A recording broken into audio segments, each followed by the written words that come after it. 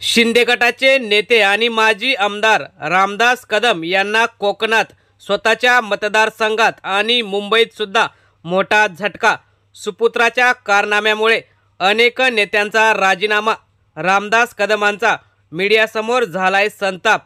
नेमकं झालंय काय ते आपण सविस्तर बघूया। रामदास कदमांना स्वतःच्या मतदारसंघात काही दिवसांपासून माजी आमदार आणि ठाकरेंचे नेते संजय कदम यांच्याकडून अनेक पक्षप्रवेश, रामदास कदमांचे अनेक नेते फोडले।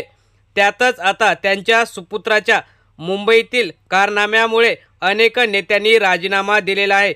मुंबईत त्यांचे सुपुत्र योगेश कदम हे आमदार कोकणातील असून मुंबईतील अनेक पदाधिकाऱ्यांच्या कामात ते हस्तक्षेप करतात असा आरोप करून अनेक शाखा प्रमुख, विभाग प्रमुख, उपशाखाधिकारी, सोशल मीडिया मोठे पदाधिकारी यांना योगेश कदम यांचं कारण सांगून 25 पदाधिकाऱ्यांनी आपले राजीनामे आपल्या वरिष्ठांना दिलेले आहेत।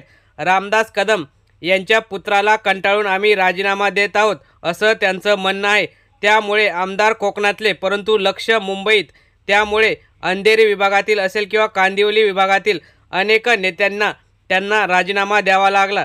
त्यामुळे आता येणाऱ्या काळात रामदास कदमांना स्वतःचा पुत्र हरेल यात काही शंका नाही आणि पालिकेत शिंदे गटाला झटका बसेल यात काही शंका नाही। मित्रांनो, तुम्हाला काय वाटतं? रामदास कदम यांचे सुपुत्र निवडणुकीत पडतील का आणि ठाकरेंचे उमेदवार संजय कदम हे जिंकतील का? आपल्या प्रतिक्रिया कमेंट बॉक्समध्ये जरूर कळवा। धन्यवाद।